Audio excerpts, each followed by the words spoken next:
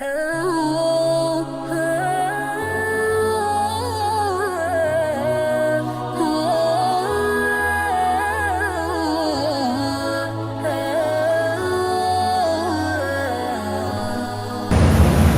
الحمد للہ والصلاة والسلام علی رسول اللہ۔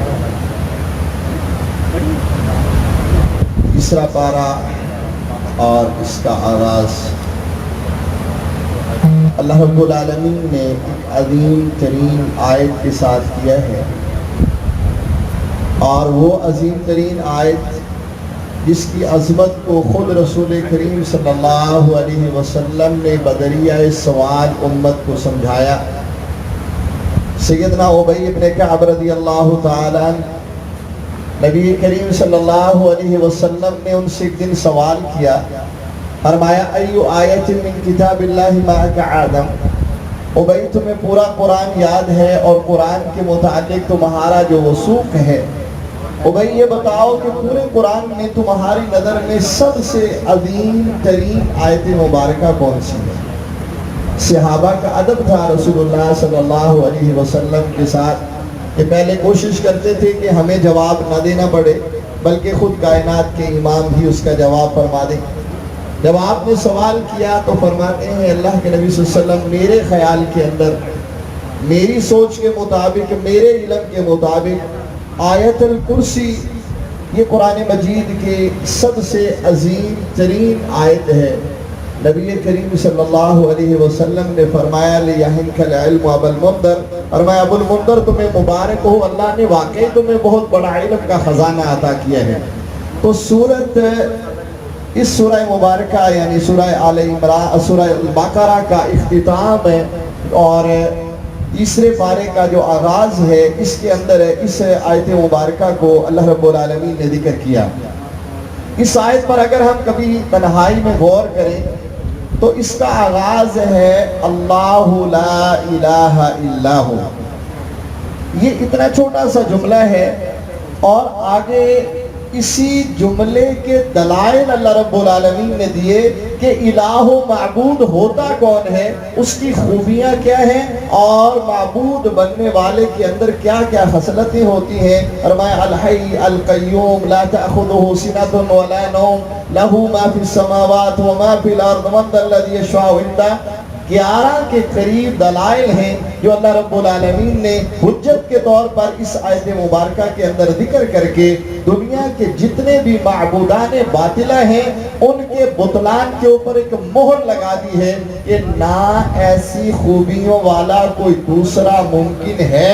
اور جب اس کے اندر یہ خوبیاں نہیں ہیں تو وہ الہ و معبود ہونے کے لائق نہیں ہے۔ اس لیے بے شک و شبہ یہی ایک ذات اقدس ہے جو اس کائنات کے اندر الہ و معبود ہونے کا حق رکھتی ہے۔ تو اسی لیے اس آیت مبارکہ کو اللہ کے پیغمبر علیہ السلام نے ہر مسلمان کے لیے 5 نمازوں کے بعد پڑھنے کی ترغیب دی، صبح و شام کے اذکار میں پڑھنے کی ترغیب دی، اور بالخصوص رات کو سوتے ہوئے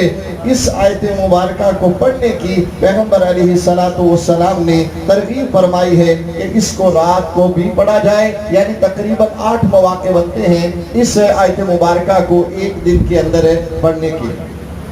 اس کے بعد مالک کائنات نے اس پارے کے اندر خاص طور پر جس چیز کا تذکرہ کیا ہے وہ ہے انفاق فی سبیل اللہ، اللہ کے راستے میں خرچ کرنا، اور اس کو 3 نکات کے ساتھ اللہ مالک الملک نے وعدے کیا۔ سب سے پہلے اللہ نے حکم دیا یا ایھا الذین آمنوا انفقوا مما رزقناکم، کہ اے ایمان والو جو میں نے تمہیں دیا اس میں سے خرچ کرو۔ پھر اس کی آگے تفصیلات بیان کرتے ہوئے ساتھ درمیان میں اس بات کو ذکر کیا کہ الشیطان یعدکم الفقر، جو شیطان ہے یہ تمہیں انفاق سے ڈرائے گا، اس خوف کے ساتھ کہ اگر تم نے خرچ کیا تو تمہارے اوپر جو ہے وہ محتاجی اور فقیری آئے گی، مطلب تم نے خرچ کیا تو تمہارا مال جو ہے یہ کم ہوگا، جب تمہارا مال گھٹے گا خرچ کرنے سے تو تم محتاج ہو جاؤ گے، تم فقیر بن جاؤ گے، اور تمہاری جو ہے وہ یہ جو مال کی وسعت ہے یہ قلت کے اندر بدل جائے گی۔ اللہ رب العالمین نے پھر اس کو ایک تمثیل کے ذریعے سمجھایا کہ اگر تم اس کو سمجھنا چاہو تو اس کو اس طرح سے سمجھو کہ ایک ایک آدمی جو کسان ہے وہ ایک دانہ پکڑتا ہے گندم کا، وہ زمین کے اندر بو دیتا ہے. جب وہ زمین کے اندر بوتا ہے تو بظاہر وہ مٹی میں چلا جاتا ہے، اور مٹی میں جانے والی چیز مٹی ہو جاتی ہے، لیکن بونے والے کا اعتماد ہے کہ جب میں اس کو زمین کے اندر ڈالوں گا تو یہ اگے گی، اور جب یہ اگے گی تو اس سے جو ہے وہ مجھے مزید اضافہ ہو کر کے ملے گا. فرمایا اس مالک کائنات نے اللہ کے رستے میں انفاق کی مثال زمین میں بوئے جانے والے دانے کے ساتھ دی ہے کہ جس طرح ایک دانہ وہ اس کی بالی بھی نکلتی ہے، اس کے اوپر جو ہے وہ اس کے دانے ایک کے بدلے میں اللہ رب العالمین اس کو 100 عطا کرتا ہے، اس سے بھی زیادہ واللہ یضاعف لمن یشاء. تو یہ جو شیطان کا تمہیں بہکاوا ہے کہ نہیں یہاں سے بھی ہاتھ روکو، وہاں سے بھی ہاتھ روکو، ادھر سے بھی بچاؤ، ادھر سے بھی بچاؤ، انسان اس وقت یہ سمجھ رہا ہوتا ہے کہ میں عقل مندی کا مظاہرہ کر رہا ہوں، حالانکہ رب نے کہا میرا تیرا معاملہ یہ ہے کہ انفق علیک، جب تو خرچ کرے گا میں تیرے اوپر خرچ کروں گا. یہ رب کا اور بندے کا ایک عجیب معاملہ ہے. ہمارے ادارہ کے بانی اور رئیس صوفی محمد عبداللہ رحمہ اللہ تعالی رحمتاً واسعہ، ان کے بارے میں لکھا ہے ان کے ساتھیوں نے کہ ایک مرتبہ ایسا ہوا کہ ادارے کا جو گندم کی تنصیل کا موقع تھا گندم جمع کرنے کا، یہ بہاولپور کے علاقے میں جاتے تھے گندم جمع کرنے کے لیے. تو جس علاقے میں بھی جاتے ہیں وہ کہتے ہیں اس دفعہ بارشیں نہیں ہوئی، فصل اچھی نہیں ہوئی، اس لیے جو ہے وہ اس بار مثلا اگر کوئی 10 بوریاں دیتا تھا تو وہ 1 بوری دے رہا ہے، جو کہ ان کی ضرورت کو پورا نہیں کرتی. خط کا دور تھا. صوفی عبداللہ صاحب نے کہتے ہیں کہ وہاں سے ایک خط لکھوایا کہ ادارے کا جو خرچ کرنے والا خزانچی ہے اسے کہا کہ جو راشن بچوں پہ خرچ ہو رہا ہے اس کو ڈبل کر دیا جائے، یعنی بچوں کا جو خرچہ ہے اس کو دگنا کر دیا جائے. قاضی اسلم صاحب رحمۃ اللہ علیہ جو ان کے ساتھ ہیں وہ کہتے ہیں کہ میں نے کہا کہ صوفی صاحب یہ عجیب لاجک ہے کہ ادھر سے آگے مل نہیں رہا اور آپ نے اس کو ڈبل کرنے کا کہہ دیا، اس سے تو جو ہے وہ اور زیادہ مسائل آ جائیں گے. کہا تم خط لکھ دو جو میں نے تمہیں کہا ہے، وہ میرا پیغام پہنچا دو. خط بہاولپور سے پہنچا ماموں کا نے، یہاں پر جو ہے وہ ان کے حکم کے مطابق کہتے ہیں کہ اس کو ڈبل کر دیا گیا. تو جیسے ہی اس کو ڈبل کیا، صوفی قاضی صاحب رحمۃ اللہ علیہ فرمایا کرتے تھے کہ ہم حیران ہو گئے کہ جہاں جو ہے وہ جگہ جگہ سے یہ جواب ملتا تھا کہ اس بار فصل نہیں ہے، وہاں جو ہے وہ اسی طرح پہلے کی طرح اور پہلے سے بھی زیادہ ہمیں ملنا شروع ہو گیا. تو صوفی صاحب نے پھر ایک قاعدہ سمجھایا، کہا رب کے ساتھ تجارت کرتے ہوئے پھر ہاتھ روکا نہیں کرتے، تم خرچ کرو. رب کہتا ہے انفق علیک، تم خرچ کرو، میں تمہیں جو ہے وہ تم پر خرچ کروں گا. تو جب رب نے اپنے خرچ کو مربوط کر دیا ہے تمہارے خرچ کے ساتھ، تو اب شیطان کا یہ جو دھوکہ ہے اس سے باہر نکل کر کے تم خرچ کرو، رب تم پر خرچ کرے گا. بندہ اپنی حیثیت کے مطابق خرچ کرے گا، اللہ اپنی حیثیت کے مطابق ادا کرے گا. اس لیے کہا یا ایھا الذین آمنوا انفقوا الشیطان یعدکم الفقر، شیطان تمہیں فقیری سے ڈراتا ہے، اس لیے اس کی چال سے نکل جاؤ گے تو رحمان سے تمہارا تعلق جڑ جائے گا. اور پھر تیسری بات انفاق کے بارے میں جو خاص طور پر ذکر کی، کہا انفاق کا یہ مطلب ہے کہ جب تم خرچ کرو تو تمہارا مقصد صرف رب کو راضی کرنا ہو. لا تبطلوا صدقاتکم بالمن والاذى، تم نے جتنا بھی خرچ کیا اگر تم نے احسان کیا ہے نا، احسان جتلایا ہے کہ میں نے تمہیں یہ دیا اور میں نے تم پر یہ کیا اور میں نے تمہارے اوپر یہ کیا، تو اس کا خرچ کیا ہوا بھی اللہ کہتے ہیں ایسے سمجھو کہ کسی بندے نے دیکھا کہ یہ چٹان کے اوپر مٹی ہے، اس نے یہاں لا کر کے اپنی فصل بو دی، جب بارش آئے گی تو یہ پانی اس مٹی کے اندر سے فصل کو اگائے گا نہیں، بلکہ یہ مٹی کو بھی بہا کر کے لے جائے گا، نہ اس کا جو ہے وہ بویا ہوا رہا نہ وہ مٹی رہی. کہا بالکل اسی طرح سے جو بندہ اپنے خرچ کا مقصد یہ سمجھتا ہے اور اس کے اوپر احسان جتلاتا ہے اور جس کے اوپر خرچ کیا ان کو ایذا دیتا ہے، تکلیف دیتا ہے، یار میں نے تمہیں دیا تھا فلاں چیز میں نے تمہیں دی تھی، تمہارے اوپر میں نے یہ خرچ کیا، تمہارے اوپر میں نے وہ خرچ کیا. اللہ کہتا ہے پھر میں ایسا کرتا ہوں کہ میں صاف ہی کر دیتا ہوں سارا کچھ، میں سب کچھ مٹا دیتا ہوں، سب کچھ کو جو ہے وہ ملیا میٹ کر دیتا ہوں. اور یہ کہنے والا کون ہے؟ جو علی کل شیء قدیر ہے۔ اب اس کا نہ کوئی ہاتھ روک سکتا ہے، نہ اس کو منع کر سکتا ہے، نہ تو کہہ سکتا ہے کہ نہیں ایسا ممکن نہیں ہے۔ تو اس قاعدے کو اس کے اندر تفصیل کے ساتھ اللہ رب العالمین نے ذکر کیا۔ پھر اس کے بعد جو ہے وہ اس میں 3 قصے ہیں جو سیدنا دو ابراہیم علیہ السلام کے حوالے سے، ایک بادشاہ کے ساتھ ان کا قصہ، اس نے کہا میں بھی زندہ کرتا مارتا ہوں، کہا میرا رب اگر تو اس کو سمجھنا چاہتا ہے یاتی بالشمس من المشرق فاتی بہا من المغرب، کہا میرا رب سورج کو مشرق سے نکالتا ہے، اگر واقعتاً تو سمجھتا ہے کہ تیری بھی کو پاور ہے تو ایک مرتبہ اسے ہی سورج کو مغرب سے نکال کے دکھا دے۔ اللہ کہتے ہیں فَبُهِتَ الَّذِي كَفَرَ، ایک جملے میں ساری کی ساری بات کو مٹا کر کے رکھ دیا۔ پھر آگے جو ہے وہ ایک ذکر کیا او کالذی مر علی قریہ، ایک گزرنے والا بستی سے، اجڑی ہوئی بستی کو دیکھ کے کہا کیسے دوبارہ آباد ہوگی۔ اللہ رب العالمین نے 100 سال کے لیے اس کو موت دی، پھر اس کو زندہ کیا، اس کو بھی زندہ کیا، اس کا گدھا اس کو جو ہے اس کی سامنے، اس کی نظروں کے سامنے اس کو دوبارہ بنایا، ہڈیاں جوڑی، گوشت پوشت چڑھایا اور اس کو ان کے سامنے زندہ کر کے دکھا دیا۔ وہ کھانا ان کا جو ہے وہ ابھی طرح سے اسی طرح ہی محفوظ تھا جیسے پہلے تھا۔ تو مالک کائنات نے وعدے کر دیا کہ وہ علی کل شیء قدیر ہے۔ پھر ابراہیم علیہ السلام کا تذکرہ، اللہ کیسے مردوں کو زندہ کرتا ہے، اور میں ابھی تمہیں دکھاتا ہوں۔ 4 پرندے لو، ان کو ذبح کرو، گوشت مکس کرو، مختلف جگہوں پر رکھ دو، ثم ادعوہن یاتینک سعیا، تمہاری آواز دینے پر یہ دوڑے آئیں گے۔ تو وہ تو رب کائنات جب کہے گا تو اس وقت تو کسی کو مجال ہی نہیں ہے کہ اس کے کہنے پر نہ آئے۔ اس کے بعد جو ہے وہ اللہ رب العالمین نے اس کے اندر چونکہ پہلے انفاق کا ذکر کیا، خرچ کرنے کا ایک ذریعہ جو ہے تجارت ہے، اور ایک ذریعہ جو ہے وہ سود ہے، اور ایک ذریعہ صدقات و خیرات ہیں۔ صدقات و خیرات کے معاملے کو واضح کر دیا، پھر واضح کیا کہ جو ربا اور سود ہے دیا اس میں بھی جاتے ہیں، لیکن وہاں پر مقصد جو ہے وہ دگنا کر کے اس کو حاصل کرنا ہوتا ہے۔ تو اللہ رب العالمین نے اس کے لیے جو مقصد اس کا اضافہ لینا ہے فرمایا فَأْذَنُوا بِحَرْبٍ مِّنَ اللَّهِ وَرَسُولِهِ، جو سود کا لین دین کرتا ہے وہ یہ سمجھ لے کہ اس نے اپنے رب کے ساتھ اعلان جنگ کیا ہے۔ تو جو رب کے ساتھ اعلان جنگ کرتا ہے وہ کبھی بھی کامیاب نہیں ہو سکتا۔ اور پھر اس جو ہے وہ سورت کے اختتام سے پہلے ایک لمبی آیت مبارکہ اذا تداینتم بدین، جب تم قرض کے اوپر، ادھار کے اوپر لین دین کرو تو اس کو لکھ لیا کرو۔ علماء نے کہا کہ یہ آیت مبارکہ ایک بہت بڑی دلیل ہے کہ اسلام صرف مسجد اور مصلی تک نہیں ہے، بلکہ یہ انسان کو پوری زندگی کا نظام دیتا ہے، اور اقتصادیات کا جو نظام ہے جو قرآن نے دیا اس کا مقابلہ دنیا کا کوئی اقتصادیات کا ماہر نہیں کر سکتا۔ کہا لین دین کرو، لکھ لیا کرو، لکھنے والا نہیں ہے لکھوا لیا کرو، گواہ بنا لو، 2 مرد نہیں ملتے 1 مرد 2 اور تیرے لیے، یعنی پورا نظام دیا تاکہ تمہارا بعد میں کسی بات پر اختلاف و جھگڑا نہ ہو۔ تو یہ آیت دین جو ہے ایک بہت بڑی ہماری زندگی کے اندر ایک سبق ہے۔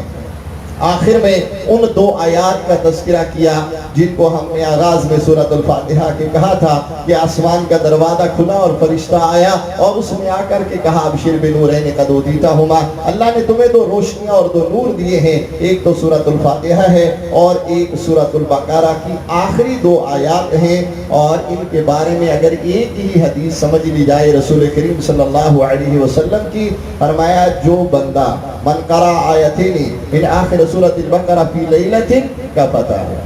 فرمایا یہ 2 آیتیں اگر تم پڑھ لو تو یہ کافی ہے۔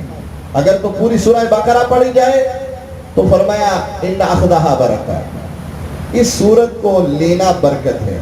وترکھا حسرہ، اس کو چھوڑنا حسرت ہی حسرت ہے، ولا تستطيعها البطلہ، فرمایا دنیا کا بڑے سے بڑا جادوگر اور اس کے جادوگری کے جتنے بھی اس کے پاس حربے ہیں، سورۃ البقرہ ایسی طاقت ہے کہ دنیا کا بڑے سے بڑا جادوگر بھی اس کے مقابلے میں بے بس ہو جاتا ہے۔ اس لیے کہا اس کا لینا رکھنا، اس کی محافظت کرنا، سورۃ البقرہ کو پڑھنا یہ برکت ہی برکت ہے، اور اس کو چھوڑنا، اس سے دور ہو جانا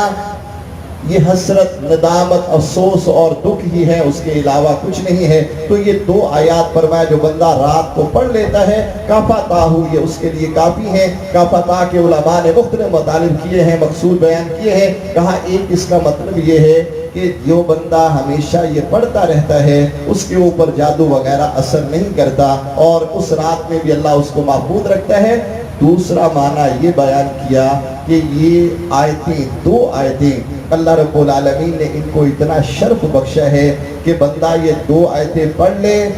ایسے ہے جیسے وہ پوری رات کی عبادت کرتا رہا ہے۔ تو یہ دو عظیم ترین آیات ہیں جو اللہ تعالیٰ نے دی۔ اس کے بعد سورہ آل عمران شروع ہوتی ہے۔ سورہ آل عمران کا آغاز جو ہے اللہ تعالیٰ نے فرمایا وَأَنزَلَ الْفُرْقَانَ، یہ قرآن جو ہے یہ فرقان ہے، اس کو حق اور باطل کے درمیان فرق کرنے والا بنایا ہے۔ تو حق کیا ہے؟ قرآن بتاتا ہے۔ باطل کیا ہے؟ قرآن بتاتا ہے۔ قرآن کی تفسیر کیا ہے؟ وہ محمد الرسول اللہ صلی اللہ علیہ وسلم بتاتے ہیں۔ تو جو بندہ حق اور باطل کا فرق سمجھنا چاہتا ہے اس کے لیے وہی طریقہ ہے جو آپ نے کہا تھا ترکت فیکم امرین لن تضلوا ما تمسکتم بہما کتاب اللہ و سنتی، کہا میں دو چیزیں تمہیں دے کے جا رہا ہوں، اگر تم نے ان کو تھامے رکھا کبھی بھی تم گمراہ نہیں ہو سکتے۔ ایک اللہ کا قرآن، دوسری میری سنت ہے۔ تو یہ حق و باطل کے درمیان فرق کرنے والا ہے، اور اسی کے ذریعے اللہ نے اسلام کی تعلیم دی اور کہا ان الدین عند اللہ الاسلام، اللہ کو جو مقبول اور منظور دین ہے وہ صرف اور صرف اسلام ہے، اور جو اسلام کے علاوہ کوئی بھی نظام لے کر کے آتا ہے مَن یبتغی غیر الاسلام دینا فلن یقبل منہ، اللہ نے واضح طور پر اعلان کر دیا کہ میرے پاس صرف اگر کوئی مقبول دین ہے تو وہ اسلام ہے، اس کے علاوہ کوئی بھی اللہ کے دربار میں نظام قابل قبول نہیں ہے۔ اس کے بعد قصہ ہے سیدہ مریم علیہ السلام کا، ان کی والدہ سے اس کا آغاز ہوتا ہے۔ قصہ مقصود نہیں ہے لیکن اس قصے کے اندر کچھ نکات ہیں جن کی طرف اشارہ کرنا مقصود ہے کہ سیدہ مریم علیہ السلام ان کی والدہ نے اللہ سے یہ دعا کی تھی کہ اللہ اگر تو نے بیٹا دیا تیرے گھر بیت المقدس کی خدمت کے لیے اس کو وقف کر دیا جائے گا، اور جب اللہ سے دعا کی تو ساتھ ہی دعا کی انی اعیدھا بک وذریتھا من الشیطان الرجیم، اللہ میں اس کو اور اس کی اولاد کو شیطان سے جو ہے وہ تیری پناہ میں دیتی ہوں۔ تو مالک کائنات کے پیغمبر علیہ السلام نے فرمایا دنیا میں جو بھی بچہ پیدا ہوتا ہے وہ ایک چیخ مارتا ہے، جب پیدا ہوتا ہے روتا ہے، لیکن جب سیدہ مریم علیہ السلام پیدا ہوئی تو انہوں نے بھی وہ چیخ نہیں ماری، جب سیدنا عیسیٰ علیہ السلام پیدا ہوئے انہوں نے بھی وہ چیخ نہیں ماری۔ سبب کیا تھا کہ جو والدہ کی دعا تھی اس کا اثر بیٹی تک تو رہا ہی ہے، بیٹی کی آنے والی اولاد تک بھی اس کا اثر رہا۔ تو یہاں علماء نے استدلال کیا ہے کہ والدین کی دعا صرف بچوں تک نہیں رہتی بلکہ آنے والی نسلوں تک والدین کی دعا اثر کرتی ہے، اس لیے والدین کا اولاد کے لیے دعا کرنا ان کی زندگی کا سب سے بڑا سرمایہ ہے۔ دوسرا سیدہ مریم علیہ السلام جب کفالت میں آئی زکریا علیہ السلام کی، اور زکریا علیہ السلام ان کی دیکھ بھال کرتے تھے، ایک دن اچانک انہوں نے دیکھا کہ سیدہ مریم علیہ السلام کے پاس پھل پڑے جو کہ سیدنا زکریا علیہ السلام نے لا کے نہیں دیے تھے، اور جب انہوں نے آ کے دیکھا کہ یہ حجرے کے اندر ہیں اور یہاں پر جو ہے وہ کسی اور کا آنا جانا نہیں ہے، میں نے پھل لا کے دیے نہیں ہیں، کہا ان لک ھذا، مریم بتاؤ یہ کہاں سے آئے، تمہارے پاس کیسے پہنچے؟ تو یہاں علماء نے استدلال کیا ہے کہ والدین کی ذمہ داری ہے اپنی اولاد پر نظر رکھنا، اور خاص طور پر ایسی چیزوں پر کہ اگر ان کے پاس تم کوئی ایسی چیز دیکھتے ہو جو تم نے ان کو نہیں دی اور ان کے پاس موجود ہے تو والدین کا فرض بنتا ہے کہ اس سے سوال کریں کہ یہ کہاں سے آئی ہے تمہارے پاس، اور اگر آج اس پر قابو پا لیا گیا تو آنے والے وقت کے نقصانات سے اس کو بچا لیا جائے گا۔ وہ کہتے ہیں کہ چور کا ہاتھ کٹنے لگا، قاضی کے دربار میں قاضی نے کہا اس کا ہاتھ کاٹ دیا جائے، اس نے کہا کہ میری گزارش ہے اگر مان لی جائے، کہا بتاؤ، کہا میرا ہاتھ کاٹنے سے پہلے میری ماں کا ہاتھ کاٹا جائے۔ قاضی نے کہا وہ کیوں؟ کہتا ہے اس لیے کہ جب میں پہلی دفعہ انڈا چوری کر کے لایا تھا،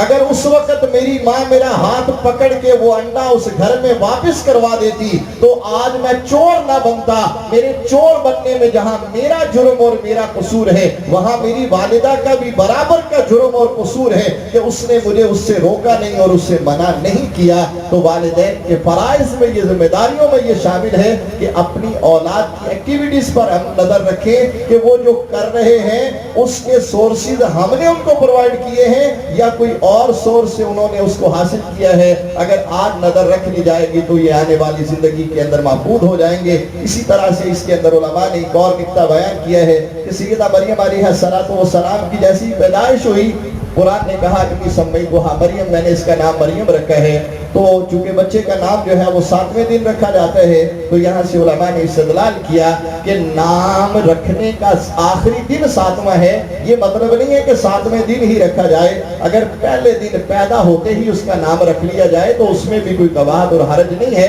بلکہ رسول کریم صلی اللہ علیہ وسلم نے اپنے بیٹے ابراہیم کے بارے میں فرمایا تھا، رات بیٹا پیدا ہوا، صبح ساتھیوں کو بتا رہے ہیں، فرمایا وُلِدَ لِیَ اللَّیْلَةَ ابْنٌ وَسَمَّیْتُهُ بِاسْمِ ابی ابراہیم، فرمایا کل مجھے اللہ نے بیٹا دیا ہے اور میں نے اس کا نام ابراہیم رکھا ہے۔ یعنی بیٹے کے پیدا ہوتے ہی اگر اس کا بچے کا نام رکھ لیا جائے تو اس میں حرج نہیں ہے۔ 7واں دن آخری حد ہے کہ وہاں تک نام کو پورا کر دیا جائے۔ اسی طرح سے سیدنا زکریا علیہ السلام نے جب مریم علیہ السلام کے بعد پھل دیکھے نا تو وہ بھی کونے میں جا بیٹھے، اللہ تو مریم کو بے موسمی پھل دے سکتا ہے تو مجھے بے موسمی اولاد کیوں نہیں دیتا؟ اللہ مجھے بھی اولاد عطا فرما دے۔ تو یہاں سے علماء نے استدلال کیا کہ کسی کے پاس نعمت دیکھ کے اللہ سے ویسی مانگنا یہ حسد نہیں ہے۔ کسی کی نعمت کو دیکھ کر کے حسد کیا ہے؟ تمنی زوال النعمت یعنی غیر، کسی دوسرے کی نعمت دیکھ کے کہنا، جیسے وہ کہتے ہیں نا، کہتے ہیں اللہ کر جاتے ہیں تو ٹائر پھٹ جائے۔ اللہ رب العالمین نے کسی کو نعمت دی ہے تو اس کی نعمت کو دیکھ کے رب سے کہنا، مولا اس کو بھی تو نے دیا ہے، مجھے بھی تو عطا کر، یہ حسد نہیں ہے، یہ رشک ہے۔ اور یہ اللہ رب العالمین نے قرآن کے ذریعے استدلال کیا کہ زکریا علیہ السلام نے کہا اللہ بے موسم پھل دیے، مجھے بے موسمی اولاد دے۔ اللہ نے کہا کہ میں نے جس طرح بے موسم پھل دیے اسی طرح میں نے اولاد دی۔ کہا زکریا تمہیں مبارک ہو، میں تمہیں اولاد دوں گا، چاہے تمہاری عمر زیادہ ہے، تمہاری بیوی جو ہے وہ اس قابل نہیں ہے۔ فرمایا تمہیں میں ساتھ یہ بھی بتا دیتا ہوں کہ میں نے اس کا نام یحییٰ رکھا ہے، اور اس سے پہلے ایسے نام کا بچہ دنیا میں آیا نہیں ہے۔ تو رب کائنات نے طریقہ بتایا کہ مالک کونین سے مانگنے کے لیے تعلق جو ہے اس کو مضبوط رکھنا ضروری ہے۔ اس کے بعد سیدنا عیسیٰ علیہ السلام کا تفصیلی تذکرہ ہے، اگر اس پر جائیں گے تو وہ بڑی لمبی تفصیل ہے۔ عیسیٰ علیہ السلام کو اللہ نے نشانی بنایا ہے، فرمایا جیسے آدم کو اللہ نے مٹی سے پیدا کیا، اسی طرح عیسیٰ علیہ السلام کو بغیر باپ کے پیدا کیا۔ جو بغیر باپ اور ماں دونوں کی آدم کو پیدا کر سکتا ہے تو اکیلے باپ کے بغیر عیسیٰ کو پیدا کرنا یہ کوئی اس کے لیے بڑی بات نہیں ہے، اور نہ یہ قابل اعتراض بات ہے کہ اس پر جو ہے وہ اعتراض کیا جائے۔ پھر عیسیٰ علیہ السلام کو ان کے جو ہے وہ دور والوں نے ان کو قتل کرنا چاہا۔ اللہ رب العالمین نے کہا اگرچہ یہ اپنا نظریہ رکھتے ہیں، عیسائی کہتے ہیں جی عیسیٰ علیہ السلام ہماری وجہ سے جو ہے وہ ہماری خاطر سولی پر چڑھ گئے، یہودی کہتے ہیں جی ہم نے ان کو قتل کر دیا۔ اللہ فرماتے یہ دونوں جھوٹ بولتے ہیں، ما قتلوہ وما صلبوہ ولکن شبہ لہم، نہ تو عیسیٰ کو قتل کیا گیا نہ ان کو سولی دیا گیا، بلکہ اللہ نے ان کی شباہت کسی اور پہ ڈال کر کے انہوں نے اس کو قتل کیا۔ عیسیٰ علیہ السلام کو اللہ رب العالمین نے آسمانوں پہ اٹھا لیا اور وہ اللہ کے پاس آسمانوں پہ موجود ہیں، اور قرب قیامت میں علامات الساعہ الکبریٰ، قیامت کی بڑی نشانیوں میں سے ایک نشانی ہے کہ سیدنا عیسیٰ علیہ السلام دنیا پہ تشریف لائیں گے، فرشتوں کے کندھوں پہ ہاتھ رکھ کے آئیں گے، اور بیت المقدس منارۃ البیضاء وہاں پر جو ہے وہ اتریں گے، وقت کا امام مصلی پہ ہوگا، وہ ان کو دعوت دے گا، وہ کہیں گے نہیں جماعت تم کرواؤ۔ یہ شرف ہے اس امت کے لیے کہ نبی جو اپنے دور کا تھا جب وہ محمد رسول اللہ کی امت میں آتا ہے تو اللہ رب العالمین اسے بھی امتیوں کی صف میں کھڑا کرتا ہے۔ دجال کو قتل کریں گے، اس کے بعد زمین پر امن قائم ہوگا، اور یہاں 7 سال وہ زمین پر زندگی گزاریں گے، اس کے بعد اپنی طبعی موت مر کے اس بات کو ثابت کر دیں گے کہ اللہ رب العالمین نے موت سے کسی کو بھی مبرہ نہیں رکھا ہے۔ آخر میں چونکہ یہ سارے دلائل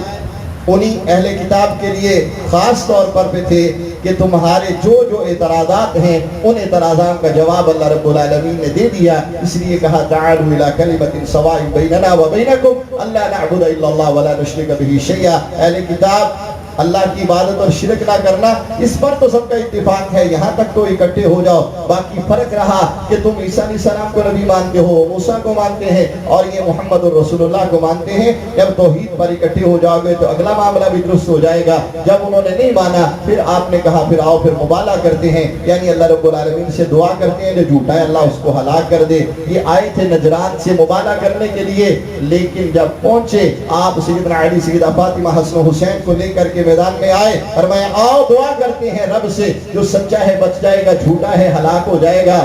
تو یہ دونوں ہی واپس چلے گئے، مان کے گئے کہ نہیں جی ہم نے مبالغہ نہیں کرنا، آپ جو ہمارے اوپر لگاتے ہیں وہ ہم قبول کرنے کے لیے تیار ہیں۔ تو حق و باطل کا فارق یہ قرآن مجید دنیا کے سامنے ایک بہترین مثال ہے کہ اللہ رب العالمین اس کے لیے حق کو حق کرتا ہے اور باطل کو باطل کر کے سامنے رکھ دیتا ہے۔ اللہم ارنا الحق حقا وارزقنا اتباعہ وارنا الباطل باطلا وارزقنا اجتنابہ۔ سبحانک اللہم وبحمدک اشہد ان لا الہ الا انت استغفرک واتوب الیک۔